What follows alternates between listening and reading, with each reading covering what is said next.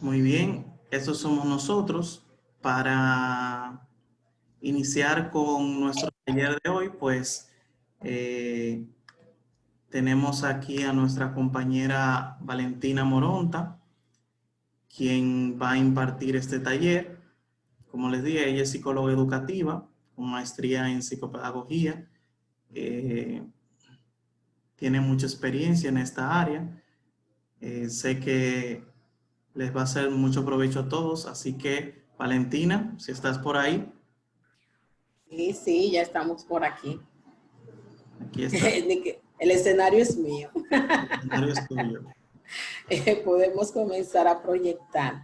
Sí, esta tarde vamos a tener un pequeño conversatorio, porque ya casi todo el mundo, ¿verdad?, maneja este tema, ¿no? En serio. Vamos a hablar un poquito sobre lo que son las necesidades educativas especiales. Ustedes saben que generalmente en la etapa de la educación primaria es que empezamos a detectar, a ver, a conocer estas dificultades. En resumida cuenta, la etapa de educación primaria busca favorecer el desarrollo del niño y de la niña para que éste pueda integrarse al grupo social al que pertenece. Entonces, esa es como la finalidad de la educación en sentido general. Ese es como lo que se busca, el ideal. Pero a veces ese ideal de que el niño pueda desarrollarse de manera social, de manera académica, de un modo autónomo, de un modo creativo, a veces esa finalidad no es tan fácil alcanzarla, se hace un poco difícil, y es porque tal vez estemos frente a una necesidad educativa especial, que el niño esté padeciendo alguna necesidad educativa especial. Entonces, esto es lo que pudiera conllevar a que el niño o la niña pues no esté logrando lo que esperamos, que es un desarrollo pues armonioso, un desarrollo autónomo, un desarrollo creativo de su personalidad. Entonces, vamos a ver la primera diapositiva, Francis, por favor. Saber que en la etapa primaria, es como la etapa intermedia, ¿verdad? Ahí en el mediecito, entre lo que es la educación preprimaria, la educación infantil y la educación secundaria. Entonces, ahí en el medio tenemos la etapa primaria, que es muy importante. No es que no sean importantes las otras dos etapas, pero generalmente cuando los niños están en esta etapa es que empezamos a notar o empezamos a ver esos signos y esos indicadores de que algo tal vez no marcha tan bien. Generalmente sí, los niños que tienen alguna dificultad de aprendizaje o alguna necesidad educativa especial antes de la educación primaria, o sea, cuando están pequeños probablemente, antes de los 7 años, empiezan a dar algunos indicios. Lo que ocurre es que a veces esto pasa desapercibido porque estamos esperando en esta primera etapa de educación infantil que el niño o la niña vaya adquiriendo el proceso de madurez. Entonces, muchas veces si hay algún indicio, algún signo que podemos ver antes de la educación primaria, pero generalmente este signo, este síntoma, esto que vemos a veces solemos dejar y esperar un poquito de tiempo porque necesitamos ver si es un asunto que tiene que ver con el desarrollo del niño o de la niña. Entonces, en esta etapa de la parte de primaria, en los primeros años del niño o de la niña, el cometido principal de estos primeros años, 6, 7, 8 años, es que el niño se inicie en esos aprendizajes básicos de lectura y de escritura. Entonces, esa es como la finalidad de estos primeros años, 6, 7 años por ahí, ya que el niño vaya pues adquiriendo esas competencias de lectoescritura.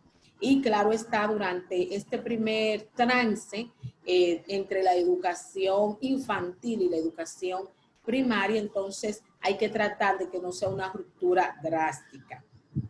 En el segundo como transecito ahí tenemos los niños ya entre 8, 9 años, 10 años, donde las destrezas básicas se van especializando y se van profundizando. Entonces, durante esta primera etapa, esta segunda etapa, más o menos cuando él tiene 8, 9 años, por ahí, entonces ya el niño empieza a extraer experiencia y motivos de nuevos aprendizajes. Y finalmente, para cerrar esta etapa, tenemos ya cuando los niños tienen 10, 11 años, tal vez 12, que entonces ya ellos, esas destrezas básicas que ya han sido especializadas en ese segundo trance entre los 8 y 10 años, entonces ya a partir de los 10 años es lo que hace, se inician tareas de mayor complejidad. Y básicamente esto es la educación primaria. A lo largo de este periodo, entonces, que generalmente de estos 3 estadios, es que generalmente vamos a detectar algunos síntomas, algunos signos que nos pudiesen dar indicio de que tal vez algo no esté marchando tan bien con el niño o con la niña. Entonces, una necesidad educativa especial, cuando hay una necesidad educativa especial, pues se dice que cuando un alumno tiene una necesidad educativa especial, es cuando presenta dificultades que son mucho mayores, ¿verdad?, a las dificultades que presentan el resto de sus compañeritos para acceder a los aprendizajes que el currículum tiene estipulado. Sabemos que el currículum dominicano tiene unos contenidos que el niño debe de incorporar. Entonces, cuando el niño presenta unas dificultades mucho mayor que la del resto de sus compañeritos, porque de repente todos los niños no aprenden con el mismo estilo, todos los niños no aprenden con el mismo ritmo de aprendizaje, pero sí logran el aprendizaje. Pero cuando un alumno presenta dificultades mayores al resto de sus compañeros para poder acceder a ese conocimiento, entonces ahí sí pudiéramos hablar de que puede haber un indicio de que haya tal vez una necesidad educativa especial. El currículum pues trae unos contenidos que vienen por grado, por edad, y que se necesita que el niño adquiera, comprenda, incorpore. Y cuando entonces necesitamos compensar esas dificultades a través de adaptaciones de acceso o adaptaciones curriculares para que el niño pueda incorporar esos conocimientos, entonces estamos hablando de que hay una necesidad educativa especial. Francis, por favor. Como podemos ver, entonces acá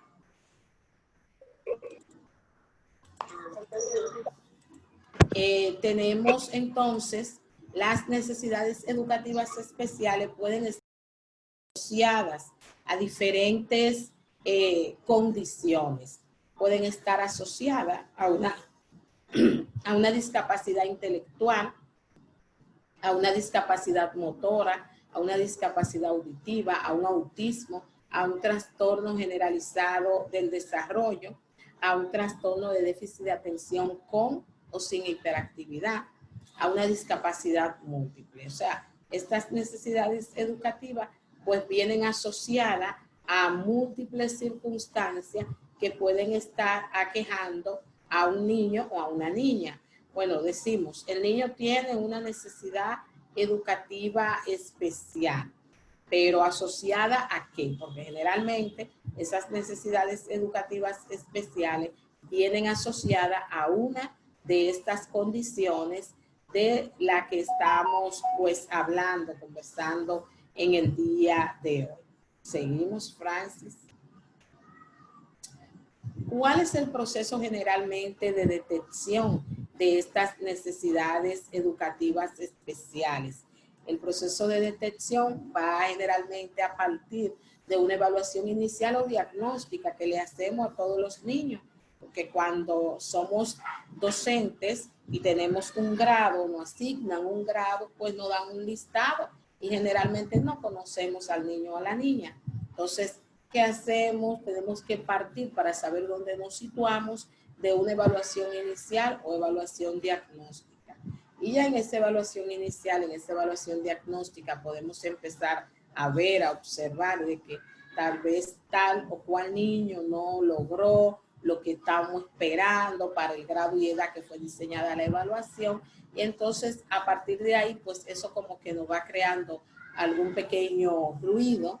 Y entonces vamos tal vez a implementar cambios en nuestra metodología para ver si tal vez un cambio en nuestra metodología haría que el alumno logre el aprendizaje. Entonces, ya luego de esta diagnóstica y que observamos que hay ciertas dificultades, vamos a hacer otras evaluaciones, tal vez cuando estemos dando nuestra clase, con otras metodologías, a ver si el fallo está en la metodología. Pero ya cuando el alumno, a pesar de que hemos utilizado otras metodologías, hemos utilizado diversas estrategias, no logra, entonces hacemos generalmente una solicitud de evaluación psicopedagógica a la unidad de servicios de orientación y psicología que hay en cada centro educativo.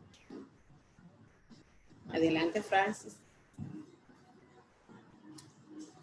¿Cuáles son? Vamos a conocer, antes de saber más en profundidad cómo detectarla, vamos a conocer un poquito, de forma un poco breve, cuáles son esas necesidades educativas especiales, porque ellas están asociadas a ciertas condiciones. Entonces vamos a conocer un poquito y de forma breve cuáles son esas condiciones que pueden estar asociadas a una necesidad educativa especial. Una de las primeras condiciones a la que puede estar asociada una necesidad educativa es, por ejemplo, a la discapacidad intelectual. La discapacidad intelectual es el cociente intelectual entre 70 y 75 o inferior. Estamos hablando de que hay una discapacidad intelectual cuando hay un percentil inferior a 5 en al menos una de las destrezas adaptativas. Esas destrezas adaptativas son las conceptuales, las prácticas o las sociales. Esto se evalúa generalmente a través de pruebas especializadas que se le aplican al niño. Tenemos también lo que son la discapacidad motora. La discapacidad motora se manifiesta, es cuando ocurre una alteración en el aparato motor. Esta alteración puede ser de manera transitoria o de manera permanente, debido a que hay un deficiente funcionamiento en el sistema óseo, en el sistema articular, muscular o nervioso. Y estas alteraciones van a limitar el acceso de los alumnos a muchas actividades, como por ejemplo, actividades de alimentación, de aseo, de movilidad, de comunicación. Tenemos también la discapacidad visual. La discapacidad visual se manifiesta con una ceguera o un déficit visual con implicaciones significativas en el aprendizaje escolar y en el desarrollo de sus capacidades sociales y comunicativas. Aquí no estamos hablando de que el niño tiene una baja visión y si, qué sé yo lo siento aquí o allá, él ve mejor. Estamos hablando de que el déficit que él presenta es significativo y puede afectar su capacidad y su desarrollo en la parte social y en la parte comunicativa. Este déficit visual debe encontrarse en parámetros de agudeza visual inferior o igual a 0.3 según la escala Wecker, o un campo de visión igual o inferior a 10 en el ojo con mejor visión. Tenemos también lo que es la discapacidad auditiva.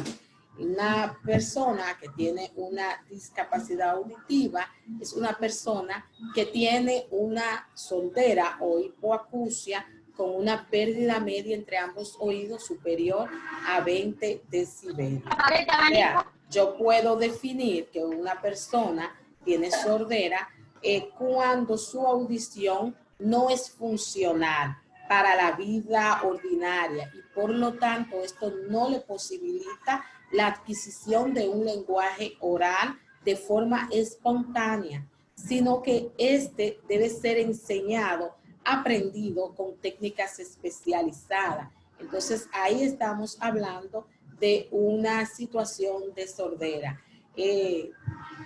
Los alumnos con hipoacusia severa es un grupo de alumnos muy heterogéneo que va a precisar abordajes educativos diferenciados, no solo por el tipo y déficit de grado de sordera que tenga el niño o la niña, sino porque cómo este déficit le está incidiendo en su proceso escolar. Y entonces en este grupo de niños vamos a ver diferentes factores como por ejemplo el grado de pérdida auditiva, la edad en que comienza esa sordera, las causas que la provocan, los factores educativos y comunicativos. Entonces, tanto en el déficit visual como en el déficit auditivo debe conllevar implicaciones para el aprendizaje y especialmente deben estar comprometidas las capacidades comunicativas y las capacidades del lenguaje.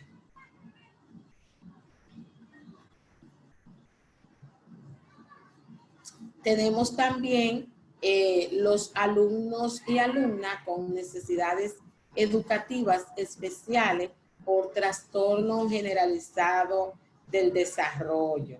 Entonces, estos alumnos van a manifestar una serie de alteraciones cualitativas en cuanto a lo que tiene que ver con su interacción social. Los alumnos, ¿verdad?, que tienen esta necesidad, esta situación, entonces van a haber comprometido sus habilidades comunicativas y van a tener un repertorio de conducta repetitivo, estereotipado y restrictivo. Estas anomalías cualitativas son una característica generalizada del comportamiento del individuo en todas las situaciones, aunque su grado puede variar, son claramente inapropiadas para el nivel de desarrollo o edad mental del sujeto y suelen ponerse de manifiesto en los primeros años de vida del sujeto. Las niñas y los niños que tienen una necesidad educativa especial asociada a un trastorno generalizado del desarrollo, van a presentar algunos déficits cognitivos que van a afectar la capacidad imaginativa y también la comprensión del mundo social del individuo. También van a presentar un funcionamiento, como le dije, rígido, inflexible, un comportamiento estereotipado y pueden presentar en ocasiones problemas de hiperactividad, y de rabietas.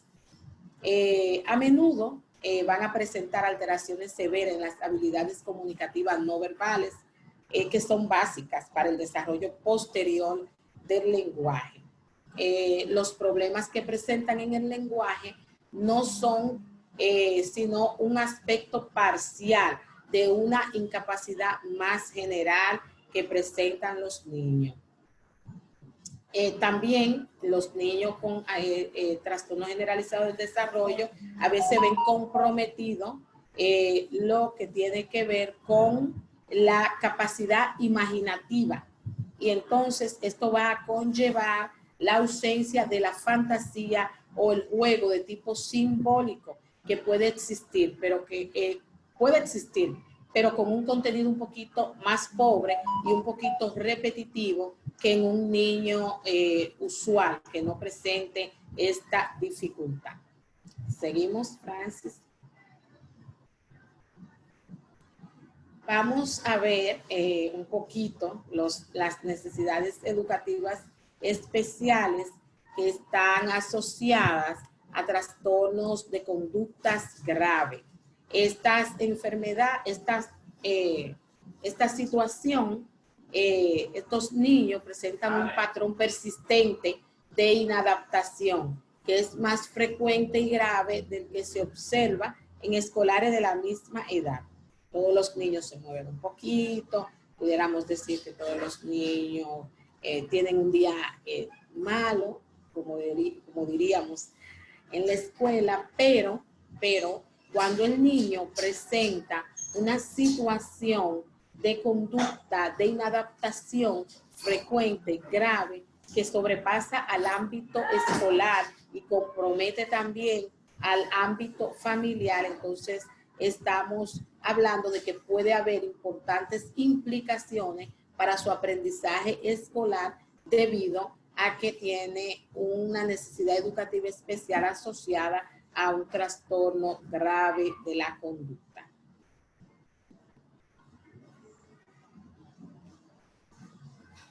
Tenemos las necesidades específicas de apoyo educativa asociada a dificultades específicas de aprendizaje. Entonces, es aquel niño que va a manifestar un desfase curricular en el área del lenguaje y especialmente en los contenidos relacionados con la lectura, porque en esta dificultad que estamos hablando ahora nos referimos a la dificultad específica de aprendizaje de la lectura o dislexia. Entonces, un niño disléxico va a presentar este desfase curricular, especialmente en el área que está relacionada a la lectura. Se va a caracterizar por una dificultad en la descodificación de palabras. Asimismo, esta limitación es específica para las áreas curriculares que demandan de manera prioritaria el uso de los procesos lectores y no en aquellas otras donde la actividad lectora no es tan relevante. Por ejemplo, pudiéramos tener un niño que le va muy bien en la matemática, va logrando los objetivos, va acorde a sus compañeros en la matemática, pero entonces en las asignaturas que tienen que ver con la lectura o que se enfocan más en la lectura, entonces ese niño va a tener un desfase curricular en comparación con los demás escolares de su edad. Entonces, eso es la dislexia. Adelante, Francis. También tenemos las necesidades educativas específicas de aprendizaje asociada a la escritura o disgrafia. Entonces, aquí en la anterior, hablábamos de que está comprometido lo que tiene que ver con la lectura, con el aprendizaje de la lectura, y aquí la dificultad entonces se hace más persistente en el área que tiene que ver con la escritura. Entonces, esta se manifiesta porque el desfase curricular ocurre aquí en el área del lenguaje también, pero en los procesos, en los contenidos que están relacionados con la escritura. Este alumno se caracteriza por dificultades en la representación grafémica de palabras aisladas que generalmente reflejan que hay habilidades insuficientes de procesamiento fonológico o procesamiento ortográfico. Esta limitación que tiene el niño, entonces, tiene que ver más con las áreas que demandan prioritariamente el proceso de escritura. Y puede ser entonces que otras áreas no estén comprometidas, por ejemplo, como la matemática o la lectura. Adelante.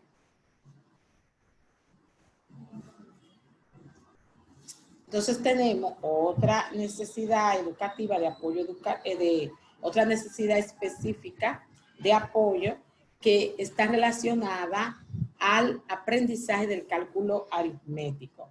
Entonces, esta necesidad específica de apoyo educativo asociada al aprendizaje del cálculo numérico generalmente se le llama discalculia. Entonces, ¿qué es la discalculia?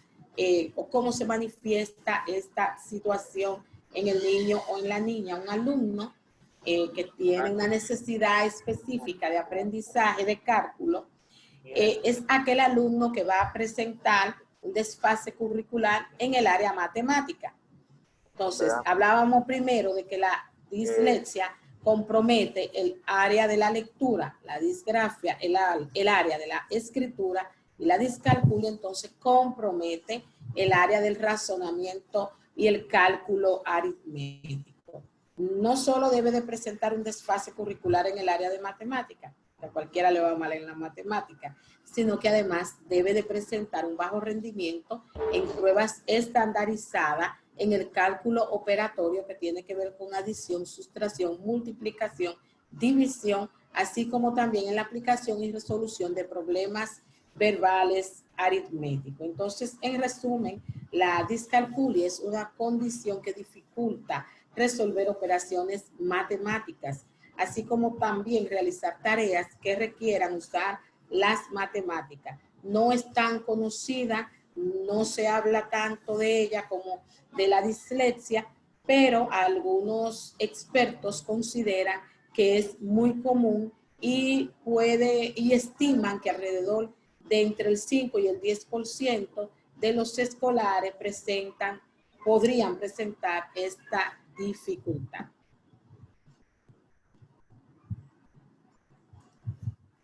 Tenemos aquí el TDA, muy conocido en nuestros días. Hablamos mucho a veces de este término, a veces mal empleamos este término. Entonces vamos a ver un poquito cuando hay una necesidad específica de apoyo por que se dé este déficit, porque haya un trastorno de déficit de atención, el cual puede cursar con hiperactividad y sin hiperactividad. Entonces, es cuando el niño, cuando la niña manifiesta un patrón persistente de desatención, de hiperactividad o impulsividad, que es más frecuente, más grave que lo observado en escolares de su edad, repercutiendo esto negativamente en su vida social, escolar y familiar. Estos síntomas deben estar presentes no solo en el ámbito escolar. Yo no puedo diagnosticar que el niño es hiperactivo porque se mueve mucho en la escuela. O sea, que tiene trastorno de déficit de atención con hiperactividad porque se mueve mucho en la escuela, sino que estos síntomas, esta sintomatología debe afectar no solo al ámbito escolar, sino también al familiar o al social. Y generalmente antes de los 7 años pueden estos niños dar indicio de esta situación. Ya corresponderá entonces a la unidad de orientación y psicología de cada centro educativo evaluar la situación y junto al equipo docente puede disponer las respuestas educativas que sean más adecuadas, más propicias para estos niños. Vamos, Francis, con la siguiente. Tenemos unas necesidades específicas de apoyo educativo asociada a la historia personal y a la historia escolar, del alumnado, llamadas ECOPE. El alumno que tiene esta necesidad específica de apoyo educativo asociada a esta condición, es un alumno que muestra un desajuste temporal de al menos 2 cursos escolares en educación primaria. Estos problemas no pueden deberse a un trastorno generalizado del desarrollo, a una dificultad específica de aprendizaje o a un trastorno de déficit de atención con o sin hiperactividad. Estos tipos de ECOPE tienen diferentes ámbitos. Por ejemplo, puede darse por limitaciones socioculturales, un entorno familiar y social que es poco adecuado para el alumno o no disponer de los medios suficientes para la mejora de sus problemas educativos y de aprendizaje. También puede darse por escolarización desajustada, o sea, hay un absentismo escolar, cambio de centro, un niño que constantemente los padres por diversas situaciones tienen que mudarse, puede caer en esta condición porque va a perder contenido que debe asumir a un determinado grado y no lo va a lograr. Entonces, también puede darse por una incorporación tardía al sistema educativo, por condiciones personales o de salud, o por dificultad en la comunicación en el lenguaje o en el habla.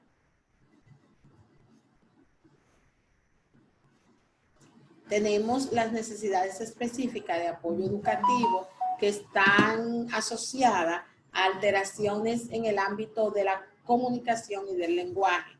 Algunas que se dan por retraso en el lenguaje es cuando se manifiesta una dificultad en la expresión oral con alteración fonológica y limitación del léxico, manifestándose el retraso en un desarrollo lingüístico de forma homogénea en todos los componentes del sistema.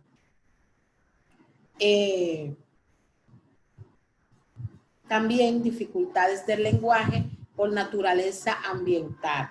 Lo manifiestan escolares que han sufrido algún tipo de maltrato físico, sexual o emocional, porque cuando un niño recibe un trauma que le afecta significativamente, puede ocurrir en algunos casos que haya una dificultad para el niño comunicarse, para una dificultad en el lenguaje, y puede deberse entonces a esa naturaleza ambiental por la situación que le ocurrió al niño o a la niña. ¿Seguimos? Tenemos también las necesidades específicas de apoyo educativo que están asociadas a las alteraciones en el ámbito de la comunicación y el lenguaje.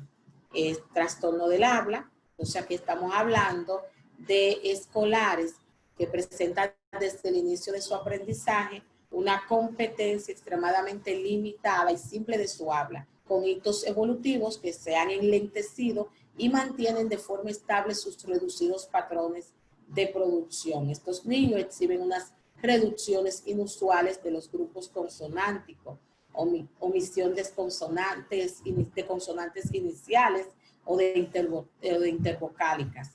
Entonces, además de esto, muestran un uso de sonido que se adquieren tardíamente en el desarrollo normal del niño, al mismo tiempo que los sonidos de adquisición temprana van a presentar muchos errores. Entonces, estas son necesidades específicas de apoyo educativo por situaciones que ocurren entonces en las alteraciones del ámbito de la comunicación y el lenguaje. Específicamente, este tipo es el trastorno del habla. Y entonces tenemos también necesidades específicas de apoyo educativo por alta capacidad intelectual. Y usted me dirá, pero entonces, ¿cómo así? Siempre, entonces, ¿cómo es? Si pues va rápido, ¿también tiene una necesidad educativa?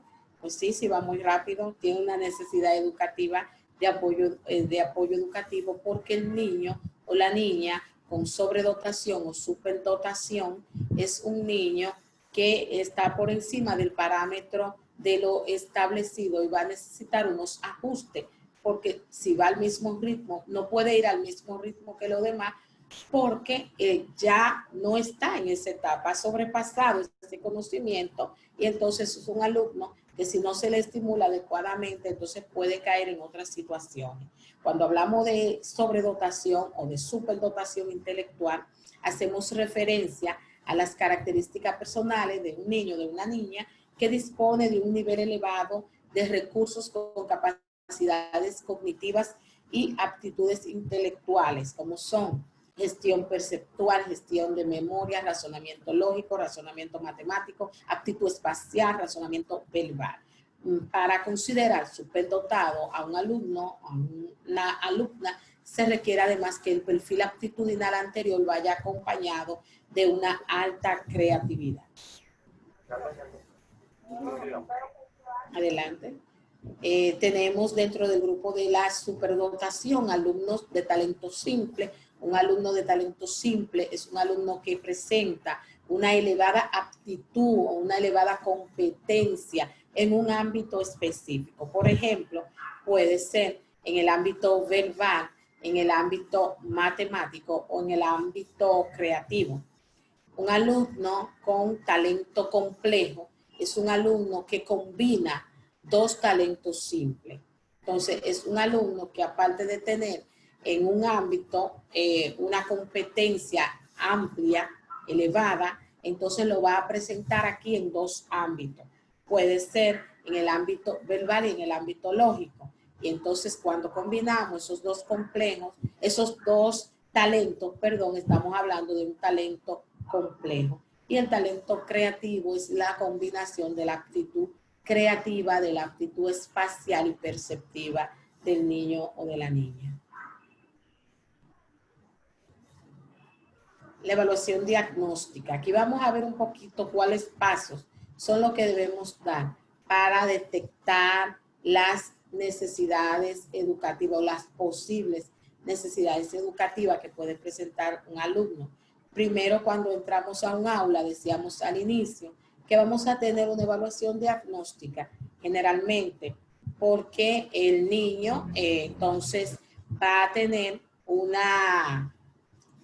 vamos a recibir estudiantes que son nuevos y necesitamos saber cómo, ¿verdad? En qué pie estamos parados, como decimos popularmente. Entonces, la evaluación diagnóstica no es más que una recopilación de información que es útil para nosotros tomar decisiones que van a facilitar y van a mejorar el aprendizaje. La evaluación diagnóstica debe ser un proceso sistemático y riguroso. Debe buscar dos objetivos. Primero, debe tratar de entender en qué estado están los estudiantes cuando comience el año escolar, pero también debe permitirnos tomar decisiones que faciliten y mejoren el aprendizaje durante el desarrollo del proceso educativo. Estos dos objetivos se deben aplicar a tres aspectos específicos que sabe el estudiante, que motiva al estudiante y cuáles condiciones de aprendizaje presenta el estudiante.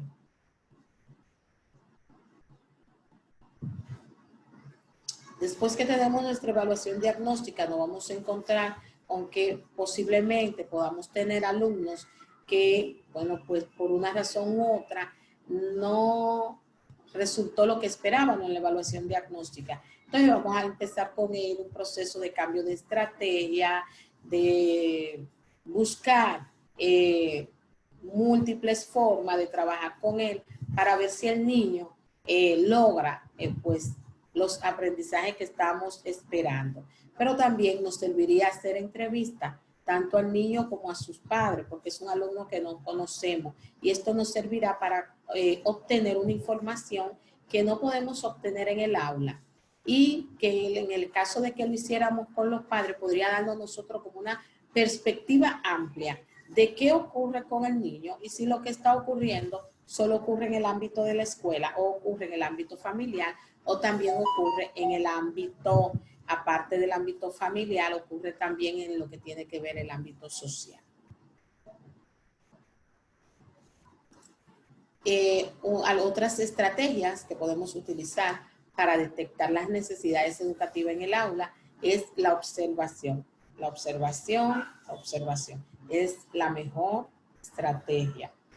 Aquí quiero hacer un paréntesis, no solo la observación con los estudiantes, también con nosotros cuando tenemos hijos, pues el proceso de observación de cómo el niño va adquiriendo los hitos del desarrollo es sumamente importante. De qué indicios, de qué indicadores nos va dando el niño es un hito importante. Entonces, la observación como instrumento de detección precoz será nuestra mejor herramienta. Y como le decía anteriormente, ya sea que seamos padres, seamos profesionales de la educación, debemos dedicar un tiempo de cada día a observar a nuestros hijos y a nuestros alumnos para ser capaces de detectar signos de alerta.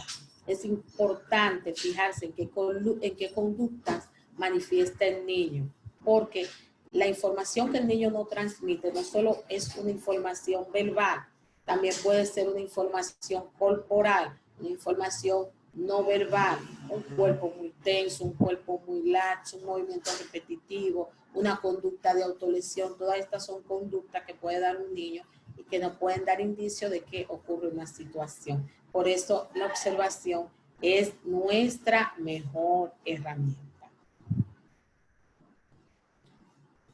Tenemos unos instrumentos de observación que creo que le enviaron a los correos, creo que sí. Díganme alguien, confirme por ahí, creo que sí, que le enviaron a los correos. Son unos sí, se recibió en los correos. Ok, gracias. Entonces, estos instrumentos, vamos a verlo ahora, vamos a ver uno nada más. Se envió uno para nivel inicial, para nivel primario, para nivel secundario. Entonces, vamos a ver uno, puede ser cualquiera de los tres.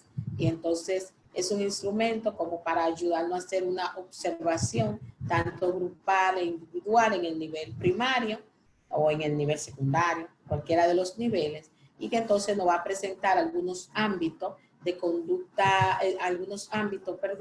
como por ejemplo el ámbito cognoscitivo, el ámbito también, ese ámbito tiene una serie de preguntas que vamos a responder sí o no, el ámbito psicomotor, el ámbito psicosocial también, y entonces vamos a responder con sí o no, y tiene una casilla para observaciones. Esto es para ayudarnos a nosotros a hacer una observación un poquito más precisa, un poquito más atenta, y entonces hacer un buen referimiento a la unidad de orientación y psicología. Recuerden que tenemos una serie de pasos, partimos de una evaluación diagnóstica y luego de esta entonces pasamos a lo que tiene que ver con cambiar estrategia, con buscar formas para que el niño pueda superar la debilidad que encontramos, y si esto no resulta, siempre seguimos anotando, observando nuestro niño, nuestro alumnado, seguimos entonces trabajando con él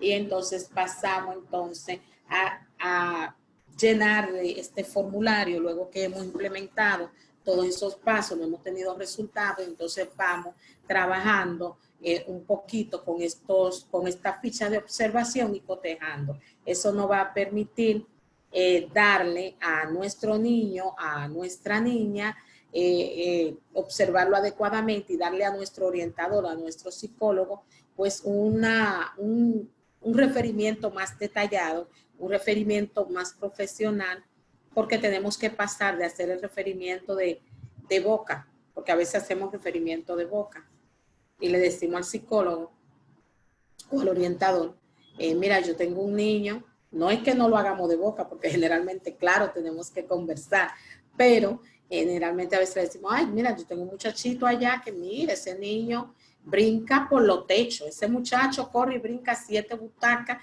y cae en el escritorio y se desliza por el piso y brinca aquí y allí. Yo sé que todos hemos tenido un alumno con alguna situación así.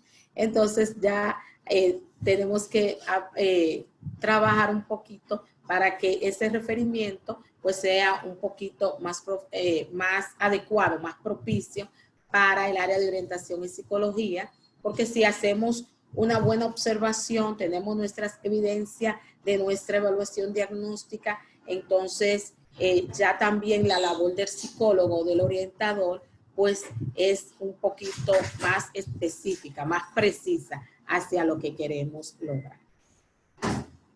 Entonces, hasta aquí, dudas, preguntas, aclaraciones.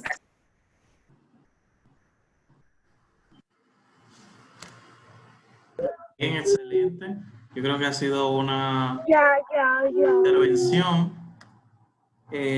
Antes de pasar a las preguntas, recordarles que el material se le envió por correo junto con el link de acceso a la reunión. Si entran al correo, más abajo estará el material que se ha presentado hoy.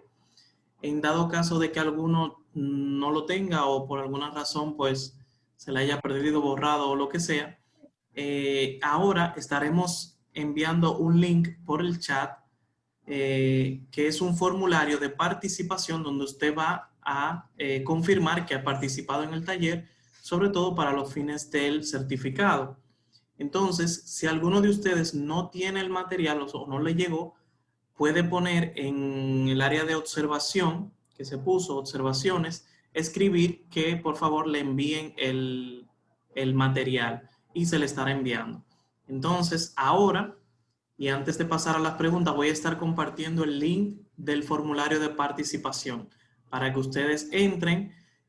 Otra cosa es procuren de fijarse en el correo, de que cuando escriban el correo, fijarse de que está bien escrito, porque es que ese son el inconveniente que mayormente tenemos, que los correos están mal escritos y cuando enviamos el link, mucha gente no lo recibe y Gmail nos devuelve diciendo que esos correos están mal. Entonces, ahora se está enviando el link por el chat, lo pueden ver.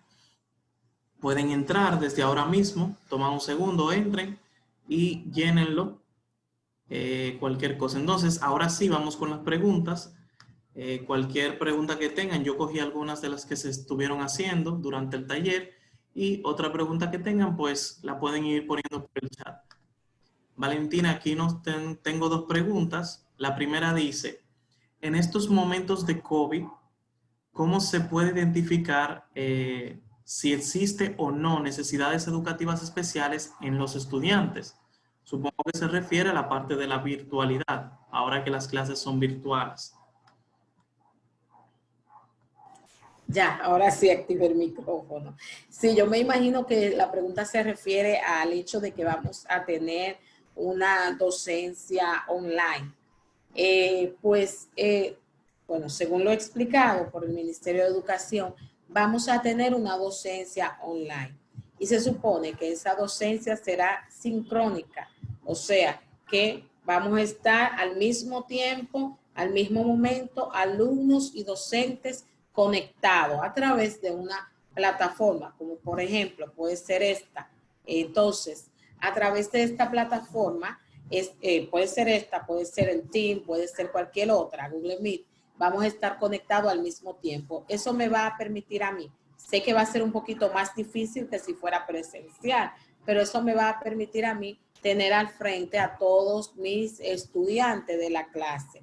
Yo pudiera tener al frente a todos los estudiantes. Va a ser más difícil que de forma presencial, porque de forma presencial, pues face to face, pues te estoy mirando y estoy viendo la conducta, pero el niño que presenta una necesidad educativa especial no la va a dejar de mostrar porque estemos online, la va a seguir mostrando la necesidad. Entonces, estar atento a nuestra evaluación diagnóstica, estar atento cuando tenemos nuestra clase virtual, entonces a aquellos alumnos que en nuestra evaluación diagnóstica tal vez no les fue tan bien, entonces estar siempre en observación y tratar de conversar entonces con esos padres de esos alumnos, tener la entrevista para saber un poquito, cambiar un poquito con esos alumnos la metodología. Algo importante, cuando las clases son a través de esta plataforma o con algún recurso educativo, a veces ayuda más al proceso de los niños. El niño se mantiene más concentrado o el umbral de atención del niño es un poquito mayor. Entonces, es posible que no detectemos, ¿verdad? Como lo haríamos de forma física, tan rápido, la necesidad educativa. Pero la necesidad educativa está ahí y no va a dejar de estar por la virtualidad. Se va a hacer un poquito más difícil detectarla, pero si partimos de hacer una observación más detallada de aquellos alumnos que en nuestra evaluación diagnóstica pues tuvieron alguna dificultad, entonces sí vamos a estar pendientes ahí. Muy bien, tengo otra pregunta. Dice, quiero saber cómo aplicar la evaluación diagnóstica de forma virtual. Ok.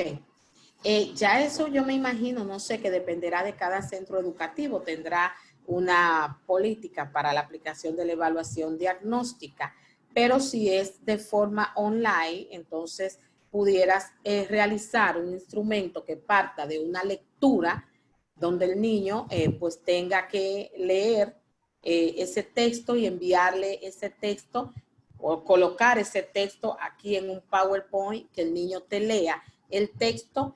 Tú puedes hacer la observación de esa lectura, hacerles preguntas, tener un listado de preguntas, hacérsela al alumno. Va a tomar más tiempo, porque si lo hacemos de forma presencial, yo a cada alumno le paso esa evaluación. Entonces, por eso te digo, depende del centro. Puede ser que haya centros educativos que decidan que pasen los padres, tal vez a buscar un folleto con la evaluación, con lo que sería la evaluación diagnóstica y el niño llenarla junto a nosotros. O puede ser que yo la diseñe por correo electrónico, se la mande a los padres de los alumnos y esto la descarguen y los niños la puedan imprimir y tenerla. O puede ser, porque hay diferentes contextos, y esto de la educación virtual, las otra noche, el viernes pasado, cuando teníamos el live sobre educación, sobre la virtualidad y las estrategias a los padres sobre la virtualidad, un hecho es que la educación virtual saca de manifiesto algo muy importante y son las diferencias socioeconómicas de la población. Y eso va a depender, esa evaluación, de nuestro contexto, atendiendo a nuestro contexto, porque no todos los contextos va a aplicar que yo te pueda enviar por correo la evaluación. Entonces puede ser entonces una estrategia que se diseñe la evaluación y que los padres se lleven al centro y ahí los padres retiren y tiren copia. O puede ser diseñar algo y dicto por la plataforma al estudiante, o lo pongo en un PowerPoint y poco a poco voy realizando entonces la evaluación con cada uno de mis estudiantes. Pero eso va a depender, como le decía, porque la virtualidad deja al descubierto esa enorme brecha socioeconómica que hay en la República Dominicana entre unos y otros. Sí es. Si, bueno, no he visto más preguntas hasta ahora, recordarles que si alguno no tiene el material, en el material se envió las guías de observación tanto para preescolar, inicial, primaria y secundaria, como también la presentación que estuvimos viendo. Entonces, si alguno no lo tiene, recordar en el formulario, pues ponerlo en las observaciones. Hay mucha gente que dice que no escuchan. Deben recordar que al iniciar la sesión, usted debe activar el sonido de la reunión, porque si no, entonces no se va a escuchar. Y aquí me salen muchas personas que no lo tienen activado. Así que lamentablemente no escucharon nada. Pero eso, bueno, lo pueden ver por YouTube para que lo vean bien. Veo que alguien me está levantando la mano. Raiza, se llama Raiza, ¿sí? Vamos a ver. Sí, buenas tardes. Buenas. Tardes, Raiza. De Pedernales. Wow, Raiza, Wow. saludos. Bienvenida. Gracias.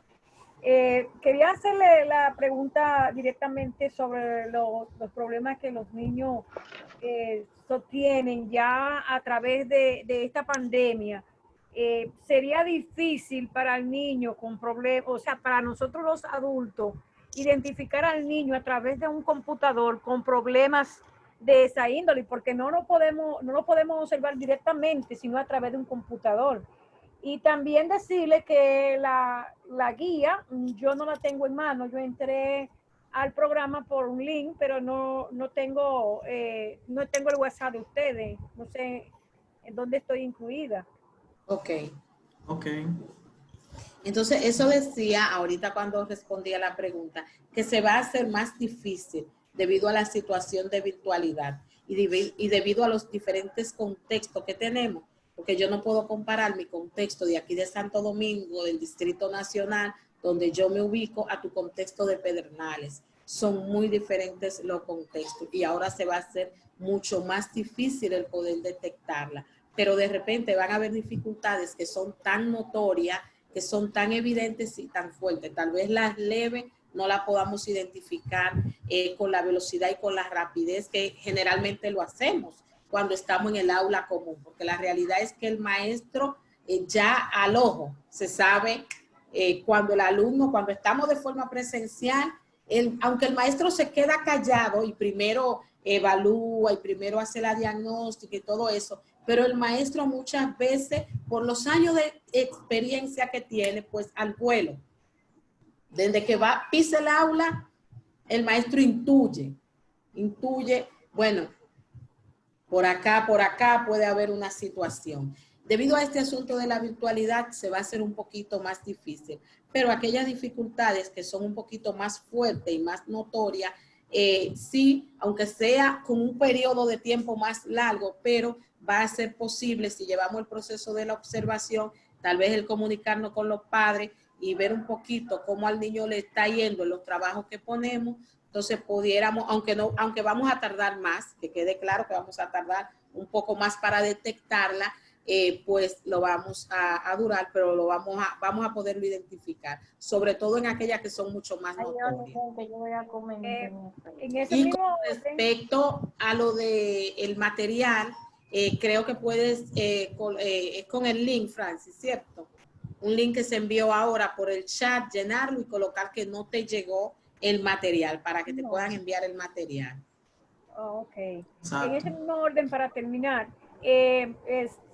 los niños con esos problemas no van a poner mucha atención a lo que es una pantalla ni a un monitor. Exactamente. Entonces, ahí es que va a venir un conflicto de entre el maestro, poder evaluar a ese niño con esa capacidad y esa misma integración que tiene con él personalmente. Es muy linda la informática, es muy linda para estos tiempos, pero habrá el límite en que el niño y el maestro van a tener que juntarse para poder chequear bien de forma directa. Es lo que yo entiendo.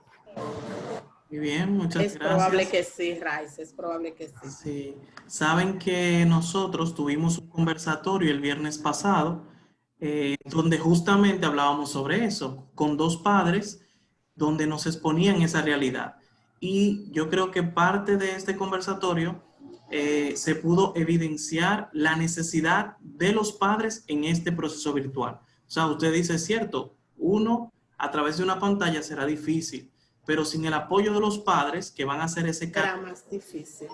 eso puede facilitar el proceso. Entonces, para los que quieran ver ese conversatorio, está en nuestro canal de YouTube.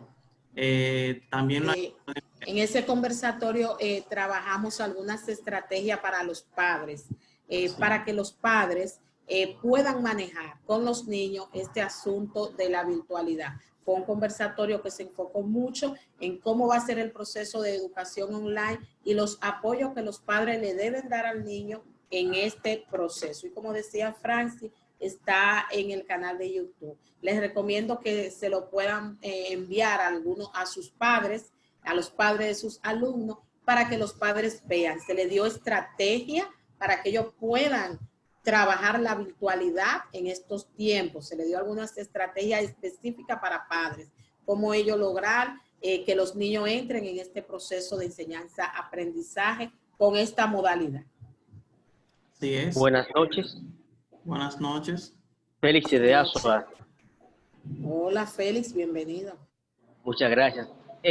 Algo de eso que ha estado conversando en el momento, yo diría que en este caso, aunque exista esto de la pandemia, nosotros vamos a tener que hacer mucho hincapié. ¿En qué sentido? En el sentido de que ahora mismo está pasando que cuando estábamos en la clase presencial, nosotros teníamos la costumbre de visitar ciertos hogares, ¿no? Y nos enterábamos la vivencia de los niños, padres, cómo dormían, ¿no?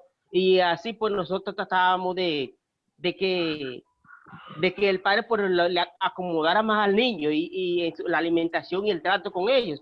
Pues yo creo que en este caso, ahora como va a ser un poquito, diríamos, no va a ser tan difícil para nosotros visitar los hogares, ¿no? Visitar los hogares un poquito para que los niños tengan un mejor trato con los padres, ¿no? Sí, esa es otra cosa que se dificulta porque generalmente los maestros a veces visitan las casas de esos estudiantes que el maestro sabe que a veces como que no marcha bien o que tiene una situación. Y entonces uno como maestro visita los hogares, en el caso también de los orientadores y psicólogos, a veces visitan los hogares de los estudiantes, en muchas ocasiones visitan los hogares de los estudiantes que presentan dificultades. Pero en estos tiempos, un poco, se hace, por no decir imposible, se hace muy difícil visitar el hogar de un alumno. Pero, Félix, podemos estar en sintonía con esos padres, con esos hogares, tal vez a través de las llamadas telefónicas, a través de tal vez una videoconferencia con determinada familia, hasta por WhatsApp, una llamada grupal ahí con un papá, una mamá y ver un poquito cómo marchan los niños, cómo están, qué trato están recibiendo. También que tal vez de repente te puedan poner al alumno, déjame conversar un poquito con el alumno.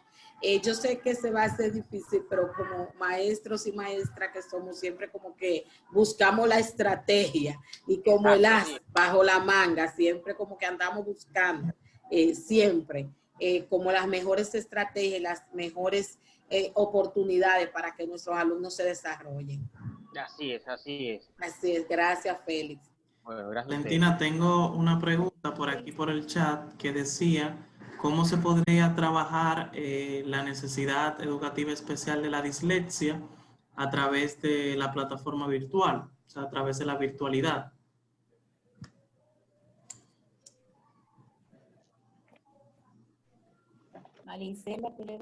Tiene el micrófono cerrado, Tiene Valentina. exacto. Ábrelo. Perdón. Ahora sí. Bueno, les decía, vuelvo para atrás, les decía que entonces ya trabajarla de manera correctiva con lo que tiene que ver con una terapia de aprendizaje, ya le tocará al psicólogo orientador del centro educativo trabajarlo, quien debe elaborar un programa que ya sea a través, que puede a través de la virtualidad, bueno, ahora con esta virtualidad, caramba, elaborará un programa de corrección con ejercicios correctivos para la dislexia. Va a elaborar probablemente el psicólogo orientador un manual que contenga esos ejercicios correctivos que tanto la familia como la maestra deben trabajar con el niño de manera adicional este manual. Y generalmente, o sea, en este caso, va a tener que ser algo impreso que se le mande a la familia, porque tal vez, aunque hayan algunos programas electrónicos que uno pueda obtener para trabajar de manera electrónica este asunto de la dislexia, pues son programas un poquito costosos. Entonces, sí va a tener que ser a través de un manual que se le facilite al padre, de que lo vaya a buscar un día al centro educativo, un manual correctivo, ejercicio, y ya el psicólogo orientador dará las demás orientaciones a los maestros de cómo entonces trabajar con ese niño y qué ejercicio le van a hacer más fácil el proceso del niño adquirir la lectura.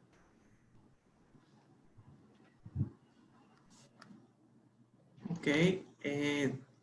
Recordarles, si alguien todavía no ha llenado el formulario, que por favor vaya a llenarlo. Por aquí también estamos poniendo el link del canal de YouTube, que pueden suscribirse por el chat. Antes de finalizar con este encuentro, que también queremos decirle pues las cosas que vienen más cosas, y yo sé que le puede ser de provecho a todos. Así que, Juana, si tú nos puedes hablar un poco. Muchas gracias. Buenas noches, ¿cómo están ustedes? Bienvenidos y le agradecemos su participación en esta actividad, en este taller, que esperamos también les sea de mucho beneficio. Hay muchas preguntitas ahí que pienso que sería directamente ya responderla en talleres directamente dirigidos a orientadores y psicólogos. Sí, como este taller es abierto para docentes, entonces pensaba, ¿no?, que vamos a tener que trabajar este mismo taller, pero enfocado desde el área de orientación y psicología, para que ya desde ahí, pues, el orientador y el psicólogo sepa realmente qué es lo que debe hacer, cómo debe de manejarse ante las necesidades que presentan nuestros alumnos. Bueno, como ya Francis le dijo, nosotros pues vamos a continuar compartiendo con ustedes. En esta semana, el próximo sábado, vamos a tener abierto un taller, una charla sobre la autorregulación emocional. O sea, cómo ustedes desde el área que le corresponde pues pueden colaborar, tanto aplicándosela a sí mismo, porque dice que médico cómo sana al otro, ¿sí, verdad? O sea, muchas veces nosotros buscamos la sanación del otro, pero la nuestra como que nos la olvidamos. Entonces, la autorregulación emocional, que primeramente inicia por cada uno de nosotros, para poder entonces trabajarla con los alumnos, con el personal, o sea, que con el que estamos en contacto, padres y la comunidad educativa. Esto es para el próximo sábado a las 6:30, me parece que es la hora que tenemos. Para compartirlo con ustedes. No sé, Francis, se perdió Francis. Bien, entonces tenemos también. Vamos a compartir algunos conversatorios ya desde el canal de YouTube. También vamos a estar, por eso le decía a Francis que se mantengan atentos a nuestra página de Instagram, porque ahí se publican las actividades que continúan. Entonces, le invitamos a eso, a mantenerse activo, a seguirnos. El viernes vamos a tener un live en nuestro canal de YouTube. Vamos a hablar de la Internet segura, cómo utilizar ahora que los niños van a tener un acceso más abierto al Internet por las clases online. Entonces, ¿de qué manera entonces utilizar el Internet de forma segura? ¿De qué manera podemos lograr que los niños se sientan seguros cuando utilicen el Internet? Eso será el viernes a las 7 de la noche. Eso es el viernes a las 7. Y el sábado tenemos entonces la charla sobre la autorregulación emocional. Eso es lo que tenemos para esta semana. Ya luego, para la siguiente semana, pues le estaremos compartiendo cuáles serían nuestras actividades. Bueno, las grabaciones que se están haciendo se están subiendo al canal de YouTube. O sea que ahí Francis ya le colocó el link para que ustedes puedan acceder. O sea, tanto las anterior, sobre todo